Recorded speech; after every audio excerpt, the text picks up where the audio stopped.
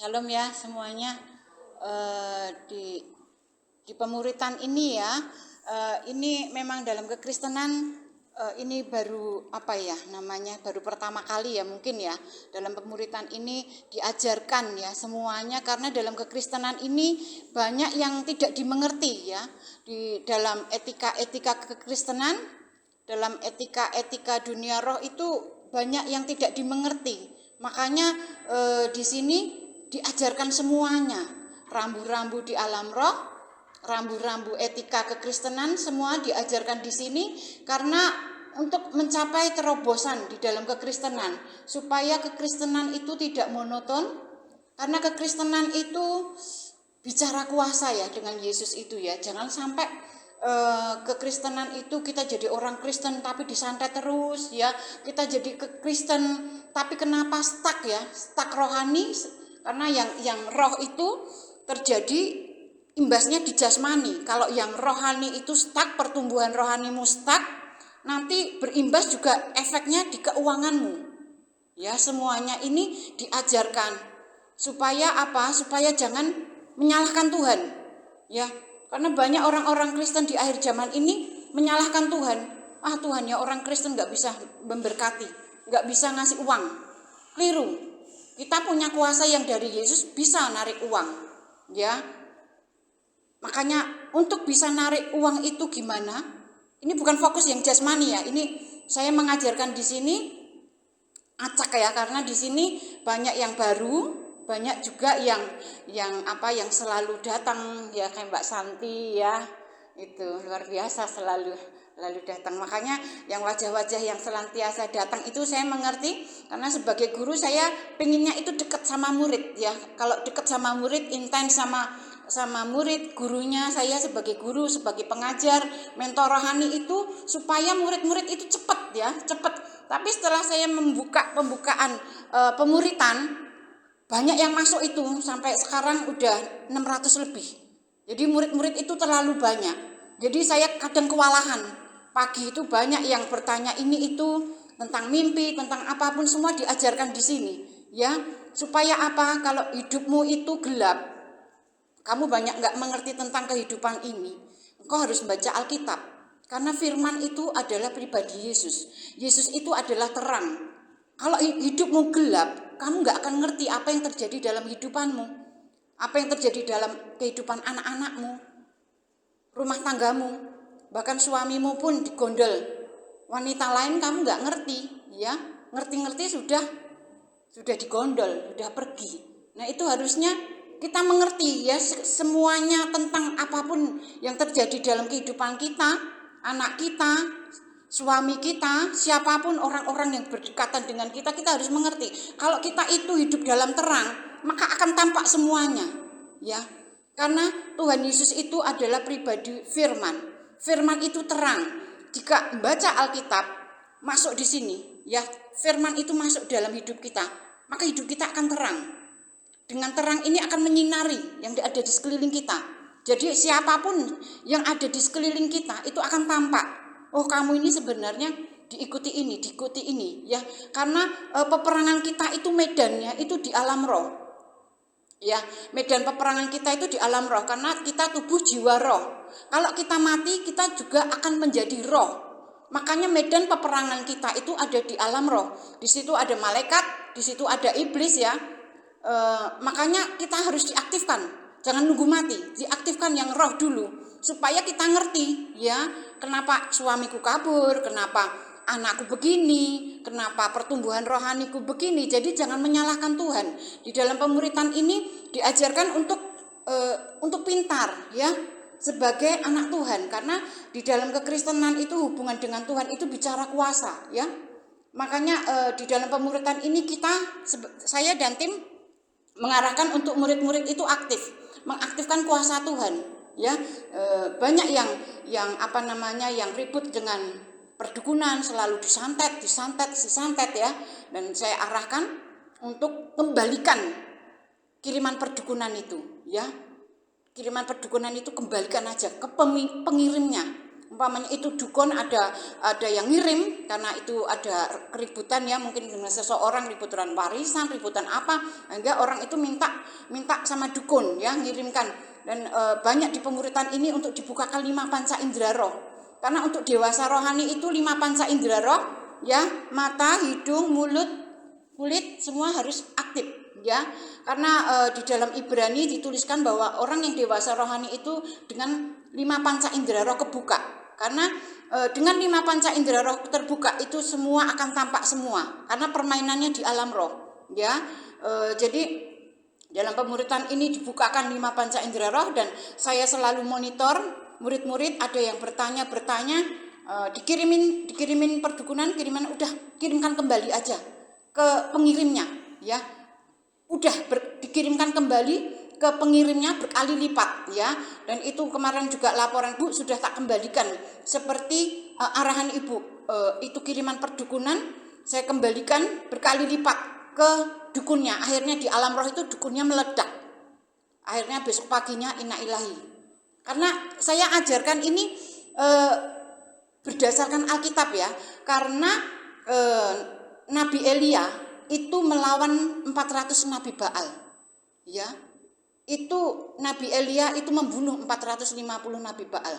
Saatnya kuasa Yesus itu diaktifkan. Supaya karena apa? Selama ini kekristenan itu, orang Kristen itu selama ini jadi korban. Sudah banyak orang-orang Kristen yang mati karena santet. Kalau kita sebagai orang Kristen hanya diem, disantet hanya nangis-nangis, itu mempermalukan. Kamu jadi anak Tuhan, itu mempermalukan nama Tuhan. Ya, kita harus balas dengan kuasa Yesus karena sah. Karena Nabi Elia itu melawan 450 Nabi Baal dan membunuh 450 Nabi Baal. Kalau zaman sekarang dukun paranormal. Jadi sah ya, kembalikan aja biar mereka tahu bahwa anak Tuhan, orang Kristen itu punya Yesus yang dahsyat. Ya, saya itu sebenarnya senang ya dengan murid-murid kalau ketemu saya itu memuridkan, saya ajarkan semua. Tapi karena berhubung murid-murid itu sekarang sudah semakin banyak, jadi saya kewalahan kadang ya. Saya mengajarkan semuanya supaya dalam pemuritan itu harus banyak-banyak diluruskan. Karena dalam kekristenan itu banyak-banyak yang bengkok-bengkok ya, baik itu jemaat maupun pendeta. Karena apa ya, umpamanya begini, jemaat itu karena ini di dalam kekristenan itu diperlukan guru untuk meluruskan ini yang enggak benar, ini yang benar, supaya apa? Jemaat itu mengerti bahwa kekristenan itu hubungan karib dengan Tuhan, supaya apa? Hidupnya berkemenangan, jangan ditindas dosa ya, yang apa namanya, yang muda-muda. Ini juga ada yang generasi Yosua ya, generasi muda-muda itu banyak saya memuridkan itu generasi muda-muda, banyak yang jatuh dalam onani, masturbasi. Saya sebagai gurunya, saya selalu bertanya, sampai di mana hidup kudusmu ya? Saya selalu bertanya gimana kehidupan seksualmu. Bukan saya untuk ngomong cabul, enggak. Karena untuk pemuritan ini landasannya harus hidup kudus. Kalau saya banyak mengajarkan, tapi kamu enggak hidup kudus, percuma saya mengajarkan. Karena power ini sesuatu yang ilahi. Kalau kamu nggak hidup kudus, ya mending saya berhenti ngajar. Jadi saya selalu bertanya, gimana level hidup kudusmu sampai di mana? Kalau kamu belum punya pasangan, gimana kehidupan seksualmu dalam kamu mengendalikan nafsumu? Saya selalu jatuh, Bu, bilang gitu. Mungkin saya masturbasi kadang seminggu sekali, atau kadang tiap hari, bisa saya rem seminggu sekali, bisa 2 minggu sekali, sekarang bisa sebulan sekali. Tapi setelah sebulan sekali itu jebol lagi. Aduh, saya ajarkan gimana kamu bisa mengendalikan nafsumu ya. Untuk kehidupan yang muda-muda, yang single itu sebenarnya itu di dalam kekristenan itu hal yang mudah untuk hidup kudus ya. Makanya saya mengajarkan untuk hidup kudus itu, kalau yang single itu nafsu syahwat itu letaknya di bawah pusar ya. Itu seperti api kecil ya. Itu kalau kehidupan muda-muda banyak makan, banyak memupuk dagingnya, itu nanti nafsu syahwatnya akan muncul ya. Itu makanya untuk dikeluarkannya itu berbahasa roh. Tarik nafas, keluarkan, tarik nafas lewat hidung, keluarkan lewat mulut. dengan berbahasa roh. Tarik napas lewat hidung, keluarkan lewat mulut. Itu untuk ibaratnya bak, itu bak mandi, itu kayak dikuras, dibuang. Lama-lama tubuhmu bersih, nggak ada nafsu sahabatnya. Itu untuk kehidupan yang muda. Karena banyak kehidupan muda itu yang banyak jatuh di dalam pornografi, onani, masturbasi. Karena apa? Kalau sudah dewasa rohani itu, kalau yang laki-laki itu mengeluarkan sperma ya, dan itu memang manusiawi, dan ini banyak menimbulkan masalah. Kalau belum nikah, mau nikah, belum punya pekerjaan, ya mau nikah, kesulitan ini itu. Jadi saya mengarahkan bagaimana hidup kudus untuk generasi-generasi yang muda-muda itu berbahasa roh. Karena nafsu sahabat itu letaknya di bawah pusar seperti api kecil, ya itu harus dikeluarkan. Kalau nggak dikeluarkan nanti jebolnya lewat onani masturbasi. Nah itu harus dikeluarkan dengan berbahasa roh. Tarik nafas, keluarkan lewat hidung. Tarik nafas, keluarkan lewat hidung. Itu yang bisa berbahasa roh. Nah ada juga, Bu, saya belum bisa berbahasa roh. Nah kalau yang belum bisa berbahasa roh itu dengan puasa Elia, ya. Puasa Elia itu apa? Makan jangan sampai kenyang. Boleh makan sehari 3 kali, 4 kali, bahkan 5 kali, tapi tidak boleh kenyang. Kalau kamu makannya kenyang, itu nanti akan menekan nafsu itu muncul. Setelah muncul, dengan makan kenyang itu akan nafsu itu akan turun. Akhirnya jebol ke masturbasi, onani dan lain sebagainya, mimpi indah dan lain sebagainya. Jadi untuk yang kehidupan muda, ya kehidupan single parent itu dengan puasa Elia, ya. Puasa Elia itu umpama porsimu makan 1 piring, kamu makannya setengah piring, ya. Kalau porsimu makan itu 2 piring, kamu makan 1 piring. Pokoknya makan jangan sampai kenyang. Nanti boleh makan lapar, boleh makan lagi, tapi jangan sampai kenyang. Itu nanti hasilnya kalau yang laki-laki akan seperti impoten.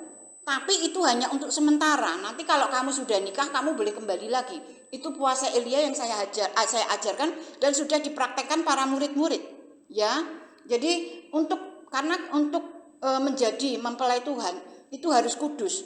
Nah, untuk kehidupan muda ini memang kendalanya di itu. Gitu loh. Makanya saya mengajarkan gimana untuk hidup kudus menjadi mempelainya Tuhan.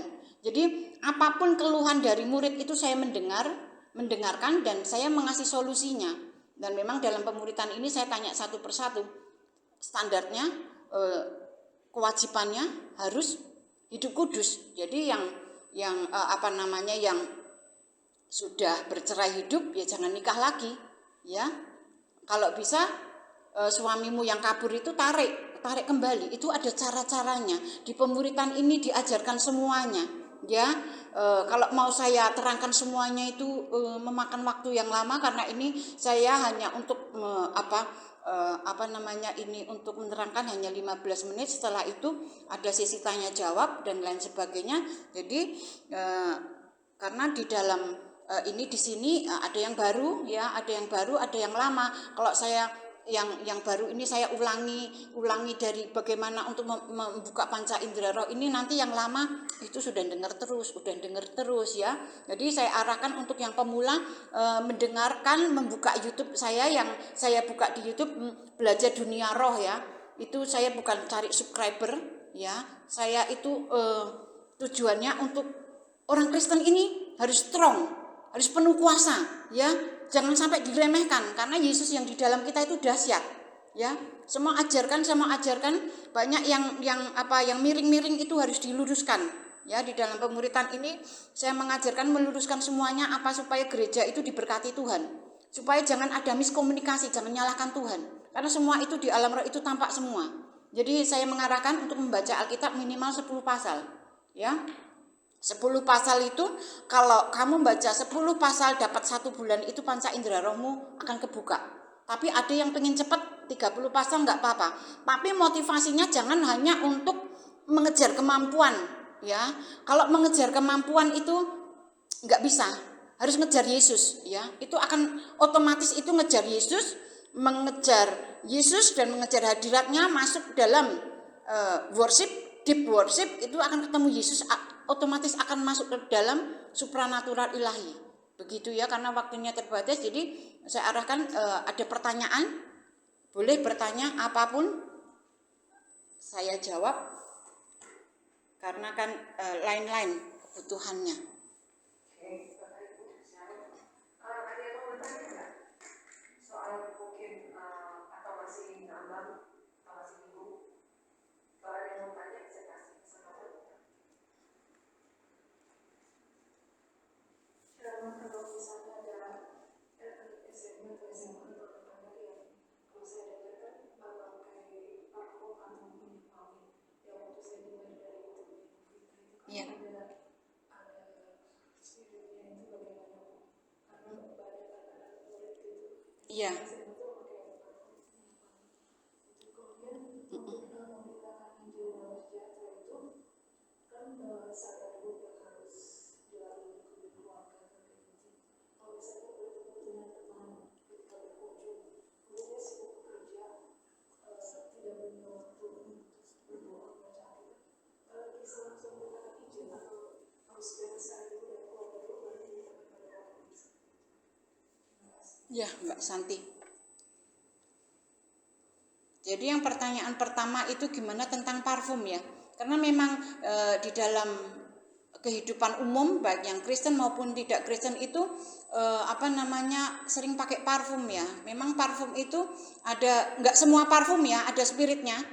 Tapi biasanya parfum-parfum itu ada spirit, ada urapan yang dari iblis. Jadi di dalam parfum itu, jadi sepertinya parfum itu cuman di udara ya, di udara itu ya seperti di ciuman ini. Tapi kalau dilihat di alam roh, parfum-parfum itu di alam roh itu seperti apa ya? Seperti kayak batangan. Waktu saya lihat ya itu kayak batangan, terus itu batangan itu tiba-tiba saya zoom lagi, ibaratnya kalau HP itu saya zoom lagi, itu terbuka, itu langsung keluar spiritnya, langsung jedul gitu ya. Jadi intinya parfum itu orang pakai parfum itu kadang ada spiritnya kadang jinah, spirit cabul, spirit perjinahannya kuat kadang orang-orang ada yang pakai parfum itu saya cium baunya itu, ini kok baunya perjinahannya kuat, cabulnya kuat. Jadi memang itu dipakai, diciptakan untuk menjatuhkan lawan jenis ya. Kayak orang pakai parfum itu, kita yang membau kadang terus nafsu sahabatnya muncul ya, wah rasanya terus kayak wah pengen meluk, pengen nyium, terus akhirnya pikiran ini akan berfantasi seks. Nah itu hati-hati, ada jenis-jenis parfum yang seperti itu. Jadi makanya itu kadang parfum itu dipakai untuk orang-orang yang pacaran, jadi supaya pacarnya itu gimana, tahu sendiri kan, nggak usah dilanjutkan. Jadi memang dalam parfum-parfum itu memang iblis itu memfasilitasi dunia supaya apa? Supaya banyak anak-anak Tuhan, baik manusia-manusia itu jatuh dalam dosa. Karena memang iblis itu strateginya untuk menghancurkan rencana Tuhan. Karena rencana Tuhan itu pengennya manusia itu masuk surga. Makanya Tuhan Yesus pulang naik ke surga itu untuk menyediakan tempat, rumah-rumah tempat tinggal untuk anak-anaknya. Tapi karena setannya, iblisnya itu marah, ya, karena harusnya dia yang ada di situ, dia malah ditendang dari surga.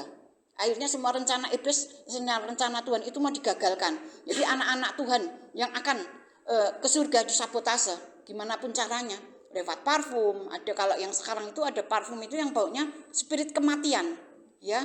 Saya lihat ini kok parfum wangi elegan, tapi spiritnya kematian. Makanya terus dengan itu dipakai, itu membuat spirit kematian itu di mana-mana, sehingga banyak kematian terjadi di mana-mana. Itu dari parfum. Itu strategi, bagian dari strategi iblis, ya. Jadi tidak semua parfum ya, tidak semua parfum. Tapi ada parfum-parfum tertentu ya. Itu karena saya diprotes ya. Ada. Lah kalau gitu nanti kamu musuhnya penjual parfum. Nanti kamu yang musuhnya penjual parfum ya. Ini enggak semua parfum. Jadi kita harus dideteksi. Oh ini baik parfumnya. Ini enggak mengandung spirit ya, kita pakai ya. Karena Tuhan Yesus Kristus pun sukanya Tuhan Yesus itu kalau hadir ya, itu baunya parfumnya sukanya Tuhan itu narwastu. Ya, kadang juga bau-bauan yang segar. Tuhan Yesus pun suka menyukai wangi-wangian, ya. Jadi iblis itu niru, tapi yang iblis itu niru dia memakai wangian tapi untuk menjatuhkan dalam dosa. Ya, yang kedua tadi apa ya lupa aku. Dirinya sendiri.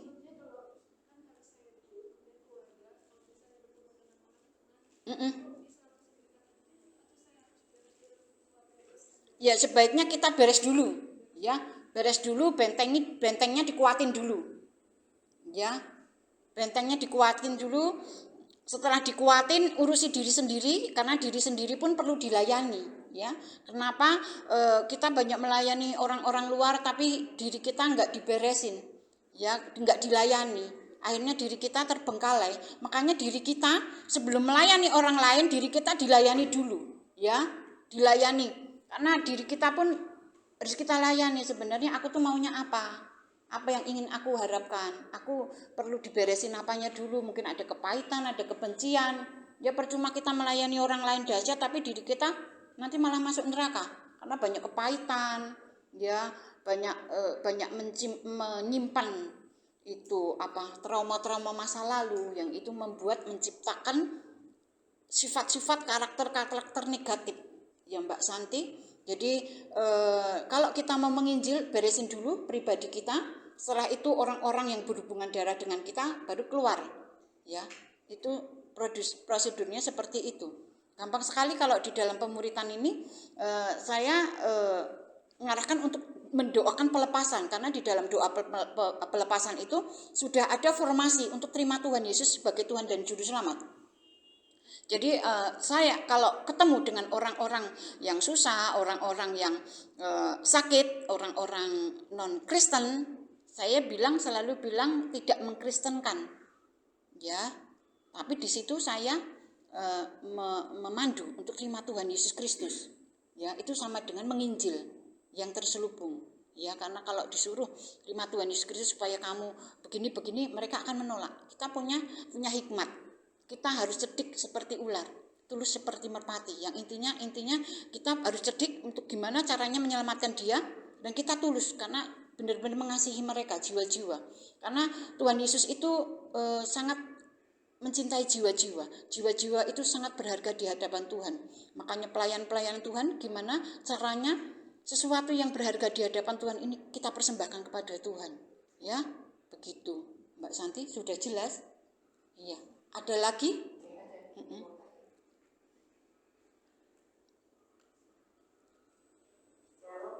Ya.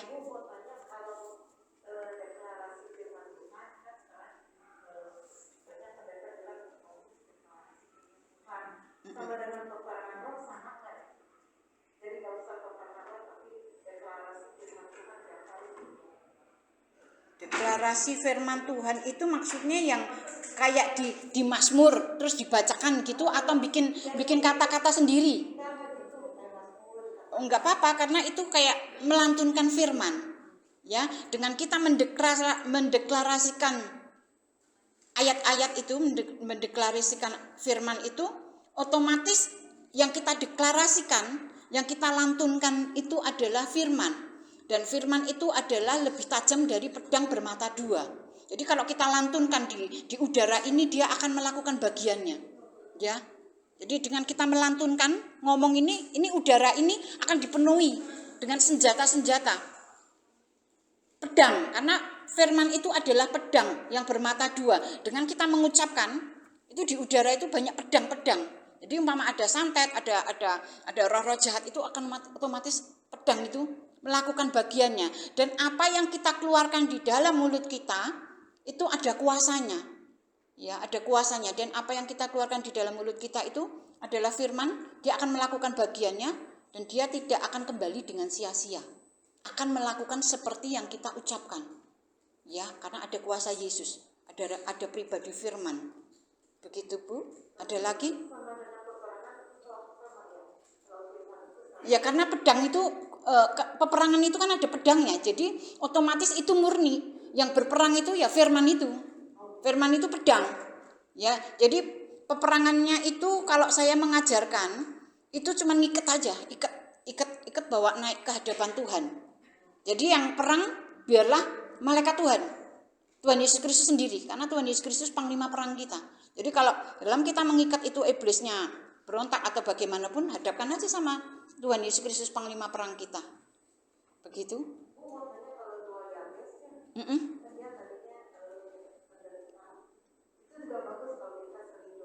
Enggak apa-apa, karena semua firman itu menguntungkan kita ya. Mau yang bagian mana, semua itu firman itu tajam, lebih tajam dari pedang bermata dua. Jadi bagus semuanya. Mau ambil Yabes, mau ambil yang manapun, Mazmur itu kitab peperangan ya, di mana itu Daud itu berperang terus tiap hari diintai maut ya. Ya. Makanya saya mengajarkan bagaimana berperang itu yang aman. Karena ya pertama harus panca indera roh kebuka. Karena medan peperangan itu adalah di alam roh. Kalau kita sebagai pasukan doa, kita berperang medannya di alam roh tanpa panca indera roh kebuka, ya kita memanah kayak orang buta, menembak seorang orang buta itu menembak acak, ya, dan kita pun ketembak nggak ngerti, itu sangat membahayakan. Ya makanya perlunya dibukakan 5 panca indera roh supaya kita aman. Jadi umpamanya, kenapa sih anakku kayak gitu, nakal-nakal gitu? Ternyata anaknya diikutin, ada roh. Kenapa suamiku? Kenapa kabur? Ya karena kepelet atau kemana itu tampak semua. Ya, dan saya mengajarkan gimana itu suami yang kabur, istri yang kabur bisa kembali lagi. Itu saya mengajarkan semua dan semua sudah ada hasilnya. Ya, jadi di pemuritan itu diajarkan semuanya supaya apa? Kita cakap, kita punya kuasa, ya punya Yesus. Ya, jangan sampai kita kalah sama dunia. Jangan sampai kita itu kalah dengan paranormal. Jangan sampai kita kalah dengan dukun, ya, karena sudah banyak korbannya yang santet itu mati, ya, banyak yang ribut ini, ribut itu dengan warisan ini itu dan sebagainya, yang itu harus diajarkan, ya, dalam dunia kekristenan. Ada lagi? Saya mau nanya, Ya. kan Tuhan Yesus itu difitnah, dituduh mengusir setan dengan kuasa Beelzebul. Ya.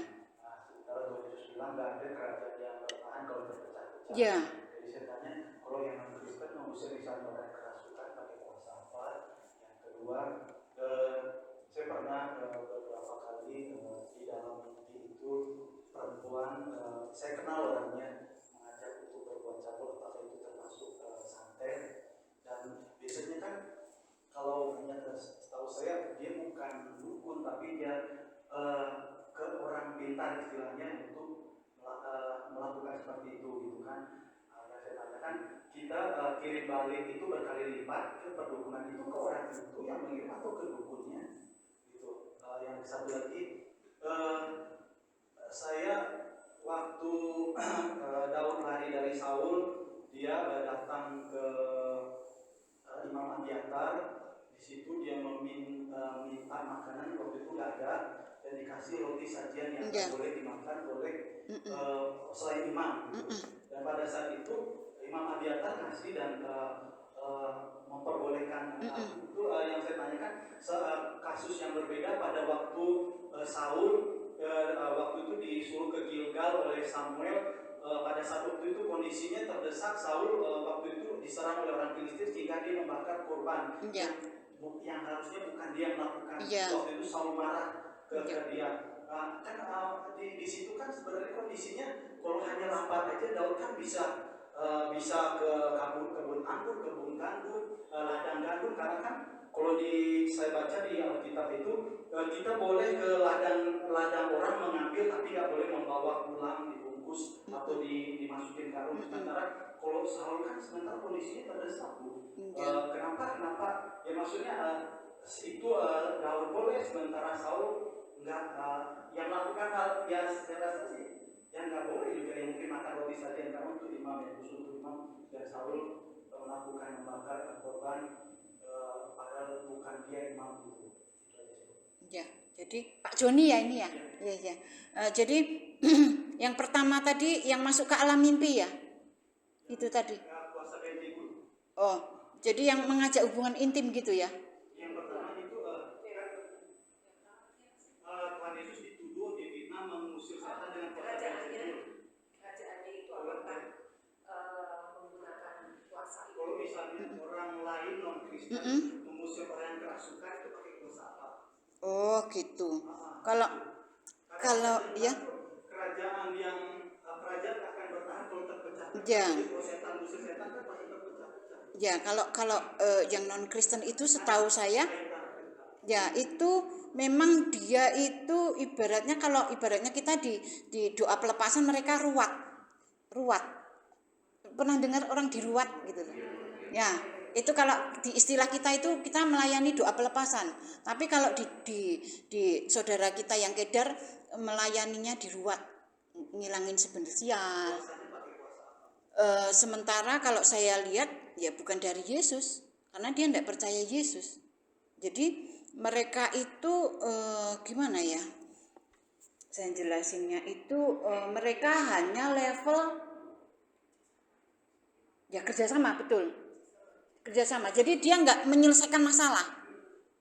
Ya, kalau kita dengan kuasa Yesus, kuasa yang tertinggi, tuntas. Ya, kalau mereka itu karena orang yang meruat itu kebanyakan orang-orang yang ibaratnya indigo, ya. Orang-orang indigo itu karena ada mbahnya yang paranormal itu. Jadi mereka kemampuannya itu ya dari indigo itu, paranormal itu powernya bukan dari Yesus, ya. Itu. Jadi orang-orang yang indigo itu dengan mama ini indigo, ini yang dari Yesus, ya. Terbuka panca indera rohnya. Akan sama-sama itu dilihat itu apa? Pocong, ya pocong. Itu yang dilihat apa? Kuntilanak, iya. Hanya level di alam gaib. Ya, dia bisa juga lihat malaikat, ya. Tapi kalau sudah yang indigo ini, dia tidak bisa melihat tentang strateginya iblis. Karena kalau dia membuka strateginya iblis sama dengan membuka kedoknya sendiri, ya. Jadi gini, contohnya ya, saya itu banyak ketemu dengan orang-orang indigo, ya. Terus orang-orang indigo itu memang banyak yang nyari saya karena dia bisa melihat tapi tidak bisa menyelesaikan masalah. Caranya gimana? Karena mereka nggak intim sama Tuhan, juga hidupnya nggak beres, jadi dia nggak bisa dengan kuasa Yesus. Jadi minta saya itu gimana caranya, gitu. Dan saya tanya waktu itu apa tentang COVID ini apa? Apa di balik COVID itu kamu lihat spirit apa? Dia nggak bisa ngelihat, nggak ada apa-apa. Kalau saya lihat ini di sini ada kuntilanak, kamu lihat apa? Iya kuntilanak. Kalau di situ ada pocong, dia lihat pocong. Kalau aku bilang, ini orang ini sakit COVID, apa yang nempelin dia? Dia nggak bisa. Karena COVID itu adalah roh kematian, ya. Dengan panca indera roh kebuka itu, kita akan melihat, oh ini roh kematian. Dia diikutin ini. Dia mau meninggal, yang jemput siapa? Terbuka semua. Tapi kalau orang-orang indigo, ke level itu sudah nggak bisa. Karena itu sudah menyangkut level strategi. Dia tidak akan membuka kedoknya sendiri, tidak akan membuka strateginya sendiri, begitu. Jadi makanya orang-orang yang dari agama seberang itu dia tidak pakai kuasa Yesus, ya. Jadi dia gimana? Ya itu tidak bisa menyelesaikan masalahnya sendiri karena dia pakai kuasanya ya dia sendiri. Jadi ibaratnya kayak sandiwara gitulah. Jadi ibaratnya dukun ada orang sakit, ya, sakit umpamanya sakit apa gitu, ya, di kepalanya, dia bisa menyembuhkan sakit yang di kepalanya itu, tapi nanti akan pindah masuk ke tubuhnya, terus akhirnya tubuhnya ada tumornya, dia bisa menyembuhkan tumornya sembuh tapi akan pindah ke kakinya, jadi dia akan cuman mubeng-mubeng, ya. Kalau kita dengan Yesus kan sempurna, ya. Tapi kalau dengan yang dari iblis itu nggak akan kelar, puter-puterkan. Ibaratnya kalau minta pesugihan supaya aku umpamanya aku datang kepada dukun umpamanya aku minta kekayaan, ya, itu nanti akan berkat anak cucunya, itu akan nanti anak cucunya otomatis akan compang-camping miskin karena aku ada perjanjian, ya.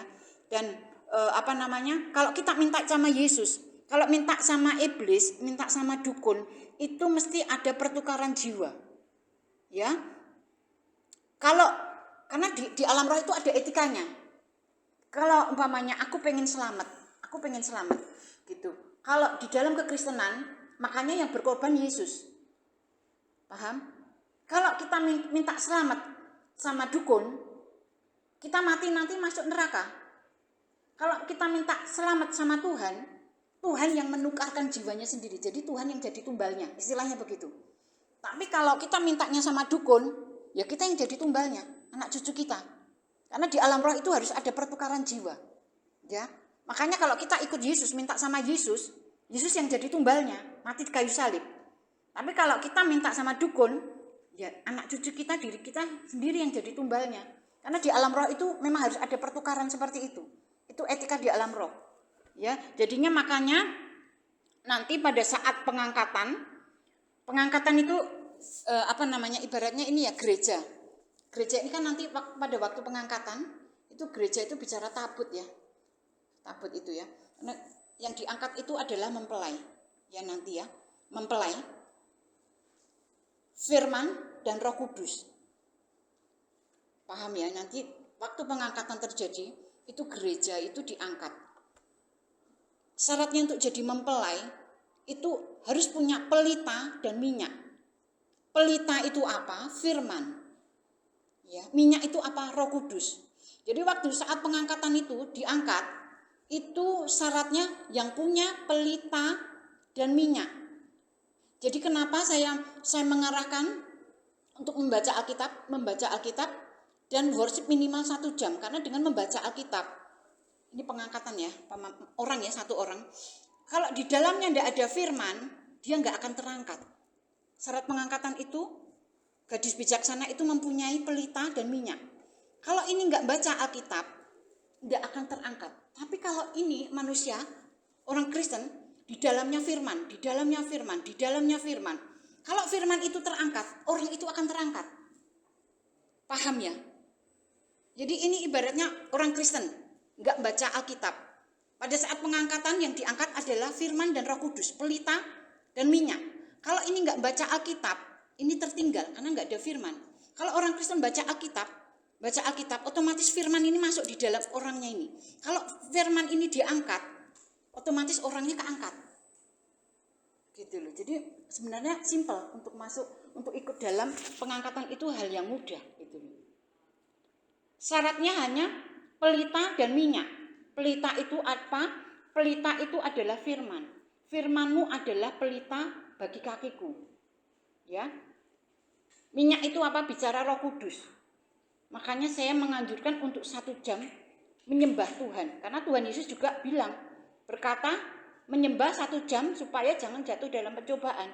Dengan menyembah, proses penyembahan terjadi ya. Penyembahan itu bukan doa, bukan meminta. Tapi doa itu adorasi, penyembahan. Ya, pada saat kita proses penyembahan itu pengikisan kedagingan terjadi. Ya, pengikisan sifat-sifat jelek kedagingan kita itu dikikis, dipotong pada saat kita menyembah, itu prosesnya. Dan pada saat menyembah itu proses penyalutan sifat ilahi. Jadi pada waktu menyembah ini manusia anak Tuhan itu akan dikikis ya, kedagingannya, suka egois, amarah dan lain sebagainya akan dipotong ya. Dan saat anak-anak Tuhan itu menyembah, itu terjadi proses penyalutan sifat ilahi, karakter Yesus, kasih. Jadi orang-orang yang menyembah itu akan hidup dalam kasih. Ya. Orang yang tidak menyembah itu hidupnya tidak dibungkus oleh sifat ilahi. Sifat ilahi itu apa? Emas. Karena yang di dalam tabernakel itu semua perabotan yang di dalam tabernakel itu semua terdiri dari dilapisi emas. Ya, bahkan ada yang yang dari bahannya dari kayu penaga. Itu kayu penaga itu bicara tentang karakter manusia. Yang kayu penaga itu sifatnya meleleh terus.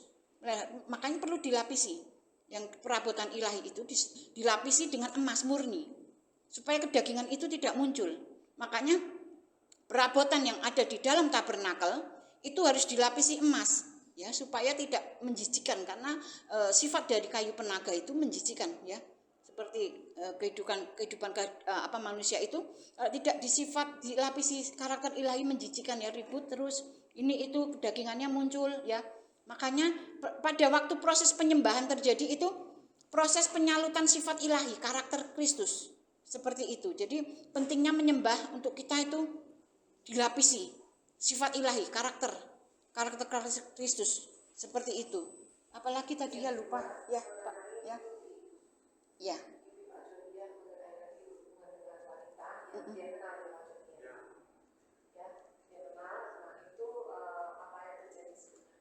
Ya karena ada setan-setan itu yang bisa mengajak hubungan intim ya, umpamanya laki itu nanti ada setan yang seperti wanita ngajak hubungan intim ya, dan umpamanya ini wanita ada setan yang wujudnya seperti laki-laki ngajak berhubungan intim. Makanya saya bilang selalu prosedural sebelum tidur, karena takutnya nanti diajak hubungan intim. Dengan diajak hubungan intim ini power orang Kristen ini disedot. Ya, disedot, powernya disedot, dan lama-lama disedot akan sakit dan akan menimbulkan sebel sial dalam hidupnya. Ya, karena iblis itu tidak punya power. Ya, karena iblis itu sudah terpotong dengan surga. Power itu hanya punya Yesus. Jadi iblis itu mencuri power dari anak-anak Tuhan, disedotin, dicuri untuk dia melakukan aktivitasnya untuk strong, gitu ya. Makanya ada iblis-iblis tertentu yang mengajak hubungan intim untuk menyedotin anak-anak Tuhan ini, power ini untuk menyerang anak-anak Tuhan lain. Karena iblis itu tidak punya power, iblis itu tidak punya uang, iblis itu tidak punya kekayaan, ya.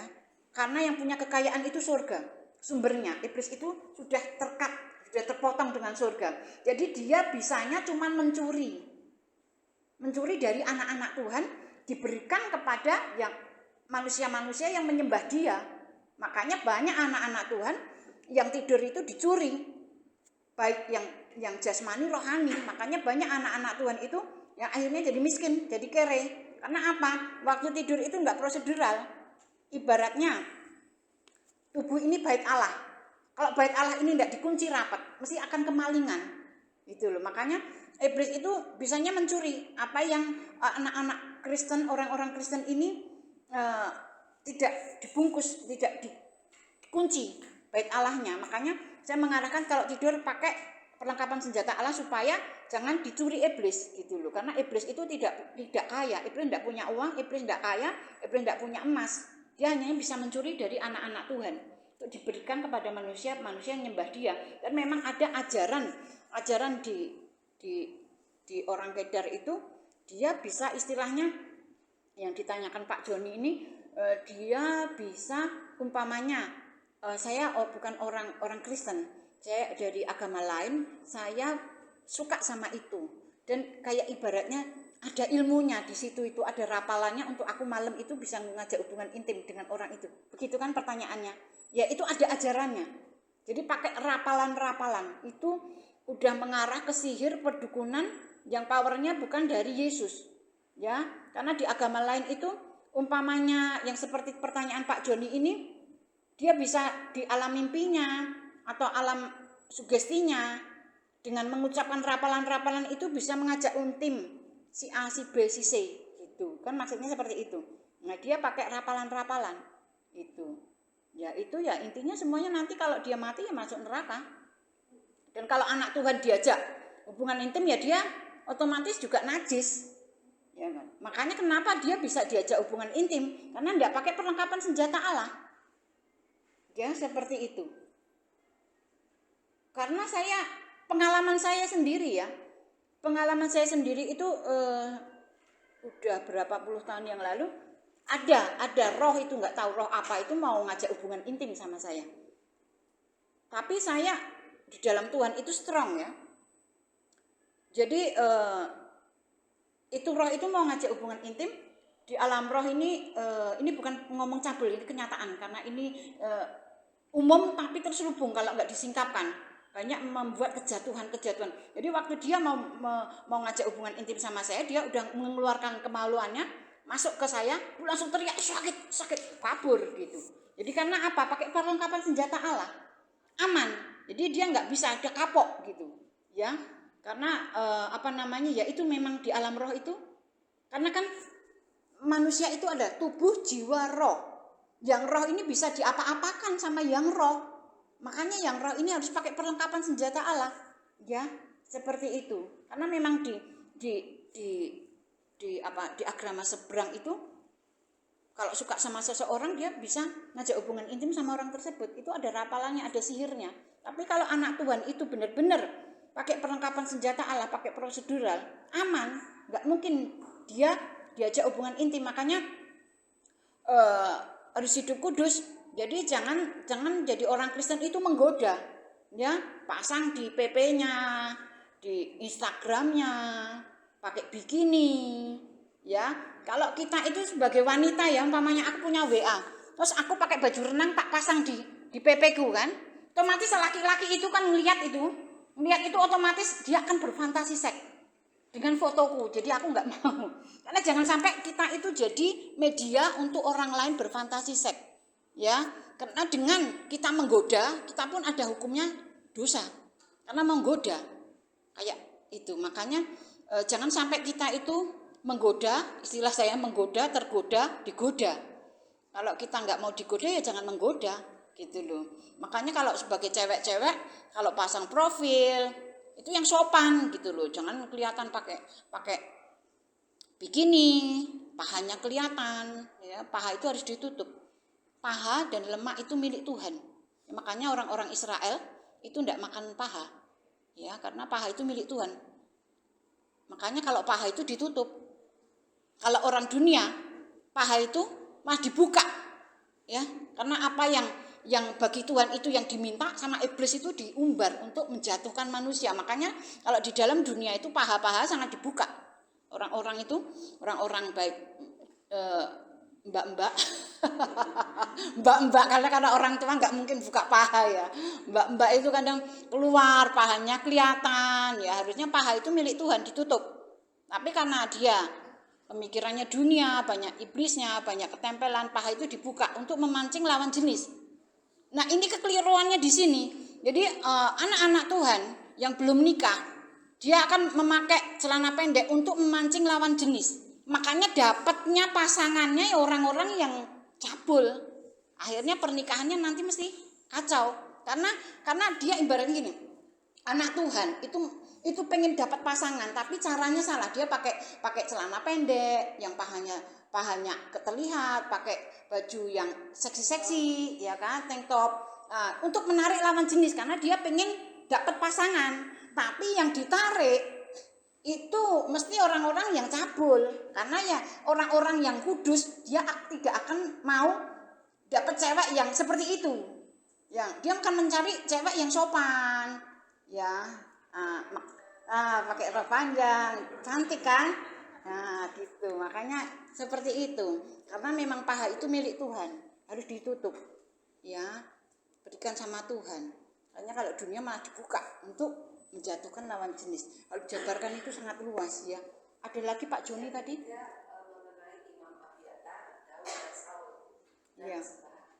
Ya, mengenai persembahan itu karena memang yang di dalam Alkitab itu banyak misteri-misteri yang harus disingkap ya. Mengapa itu Saul seperti itu? Mengapa Daud memakan persembahan yang ada di meja roti sajian itu? Enam tumpukan manat itu kan boleh dimakan sama si Daud waktu Daud kelaparan. Kenapa Saul itu mempersembahkan korban waktu nggak ada Nabi Samuel? Dia malah mempersembahkan korban sendiri. Kenapa malah roh Tuhan meninggalkan? Karena dia bukan imam, dia bukan Lewi. Karena di dalam aturan untuk mempersembahkan korban di hadapan Tuhan itu hanya Lewi yang boleh, Samuel yang boleh. Dia nerabas karena apa? Dia di situ ada celah. Ya, hidupnya tidak kudus Saul itu. Dia ada celah banyak. Akhirnya Tuhan nggak berkenan. Beda Daud, ya, dia hidup dalam perkenanan Tuhan, dalam urapan Tuhan. Jadi makan persembahan yang di meja roti sajian pun nggak apa-apa. Karena apa? Tuhan berkenan hidupnya, gitu loh. Kalau Saul banyak celah, karena di dalam Alkitab itu banyak misteri-misteri yang harus dibukakan satu persatu, gitu loh. Makanya ini banyak, tak dijabarkan sangat luas. Intinya kalau hidup kita itu dalam perkenanan Tuhan, tidak ada celah, tidak ada apapun. Kita berjalan sesuai dengan firman Tuhan, kita akan aman. Ya, aman. Iblis nggak akan mengutik-ngutik. Tapi kalau kita berjalan di dalam Tuhan, ada celah. Nah itu celah itu akan iblis masuk. iblis masuk ya. Akhirnya tidak ada perkenan Tuhan, mau ada celah. Seperti itu ya Pak Joni ya. Ada lagi? Habis waktunya. Ya.